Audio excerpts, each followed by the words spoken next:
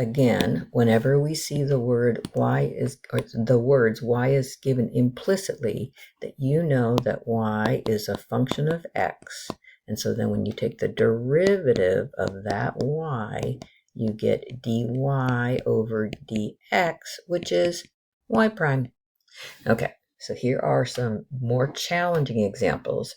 So when I take the derivative of this left-hand term, derivative of e to the stuff is e to the stuff. The derivative of stuff, I use quotient rule.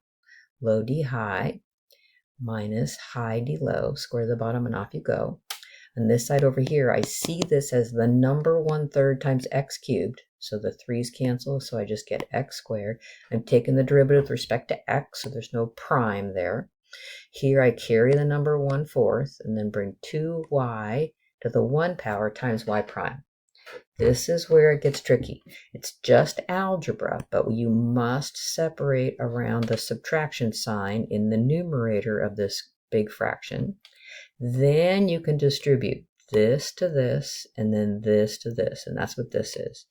Now finally you have separate terms and you can isolate the y prime guys. So these two y prime guys I put on this side, and then put the non-y prime guys on this side, factor out the y prime, and then divide by big ugly thing. Okay, so let's try one together. So to take the derivative of cosine, you know, is negative sine. You carry the angle along. And now I'm going to do the quotient rule again. So low d high minus high d low, square the bottom, and off we go. And I'm moving to the other side. I'm taking the derivative with respect to x. So 2 and pi squared are just numbers that you're carrying along. And then you have 3x squared, no x prime. Derivative here, carry this. Derivative of e to the stuff is e to the stuff times the derivative of negative y will be negative y prime. Okay, so same deal. We're going to separate this fraction with around the negative up here.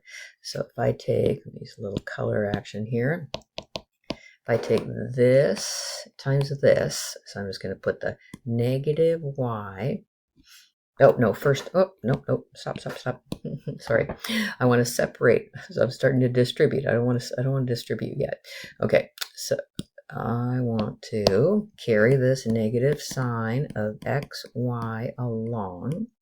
And then I'm going to separate. So I get a y over a y squared. And I'm just going to go super slow so I don't make a mistake like I just did. Right? And then I'm just going to fix this side up. 6 pi x squared, and that'll give me a plus, and then e to the negative y prime. Now I'm going to distribute. So I'm going to distribute this times this, and let's cancel as we go, right? I see there's a y and a y squared, so that'll give me a negative 1 over y sine of xy. Okay, now let's distribute the other to take this times this. So the two negatives will make a positive, and then nothing cancels here, right? So I just get this, and then that's a sine of x over y, and then this side over here just stays the same.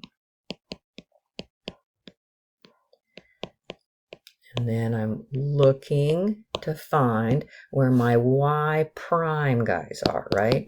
So my y prime terms, this big ugly term has a y prime on it, and this big ugly term has a y prime in it. So now I'm going to put those two on the same side of the equation. Doesn't matter which side, right? So I'm just, since this one's looking a little easier, I'm going to put them over here. So I'm going to say this is carry this x y prime sine of x over y, and then over that y squared minus 6 e to the negative y prime. And then I have the 6 pi squared x squared, and then I'm going to add that one to the other side. Okay, so then I'm going to factor out a y prime. So I'll have an x over a y squared times the sine of x over y minus 6e to the negative y, and then this side just carries along. So you are not allowed to do just the little dashy lines. You gotta write it again. Just gotta do it. And then your last step would be to divide by this bad boy, right? So y prime would be 6 pi squared x squared plus 1 over y sine of x over y all over x over y squared sine of x over y.